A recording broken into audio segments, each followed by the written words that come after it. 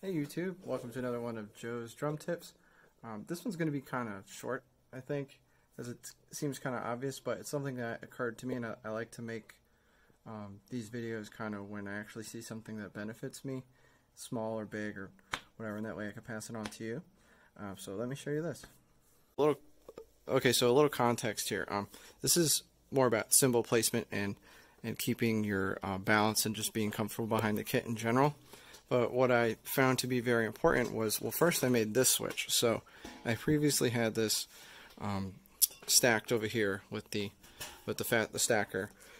But I took an old cymbal I had that I used a couple albums ago. This is a TRX NRG 18-inch crash, which is a really low, boomy crash. It has great sustain. And I put the stacker on that, and I get this sound now. And it's still pretty neat.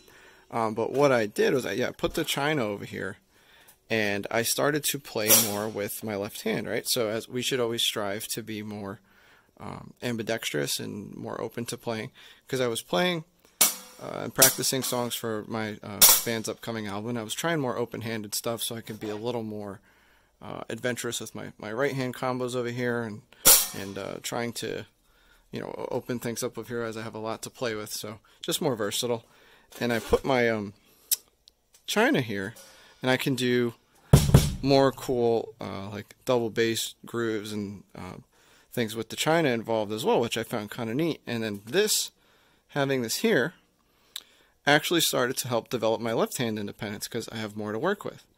Now this is something when I'm teaching people, the few I have helped with the drums, I always say, if you're trying to start with your left hand, if you're lefty or righty or whatever, but if you're trying to start building your left hand, I always say start with dramatic motion, right? Like, what I mean by that is big. So, you know, they do these big hits, right? And do whatever you're doing. Because I find that, you know, just doing this stuff, your tiny muscles, your stabilizers and stuff, your twitch muscles, you know, you kind of get that involuntary twitch. But if you do these big controlled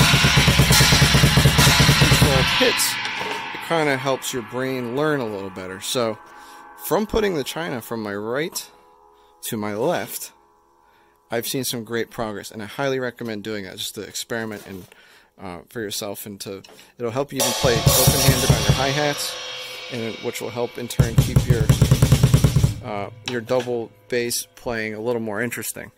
And the second thing over here is I noticed that as I'm getting a little faster with my double bass, I'm trying different bell patterns and things. And this is, if you've seen my videos before, this is a crash ride.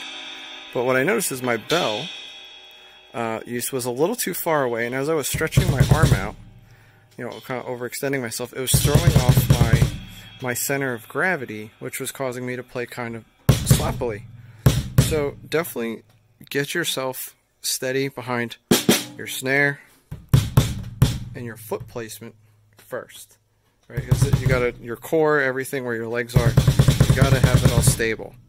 And then if you find that you're overreaching on your cymbals and it's pulling you forward and causing you to fall, just tuck these back a little bit, tuck your toms back a little bit, and you want to be sure, you know, most of the time, to have your elbow at least close by, right, keeping all the weight in the middle, and it's going to be a lot easier for you to do those cool bell patterns.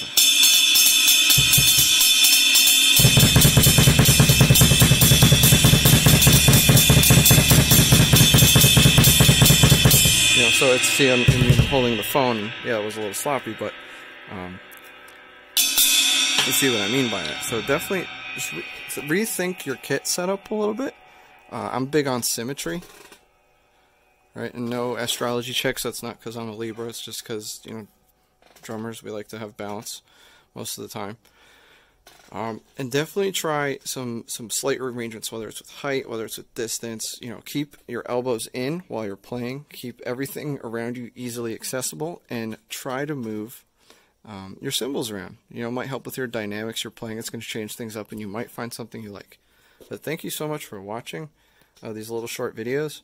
And if you please like them, subscribe. If you have any questions, I'm happy to answer them. And thank you again. Have a great day.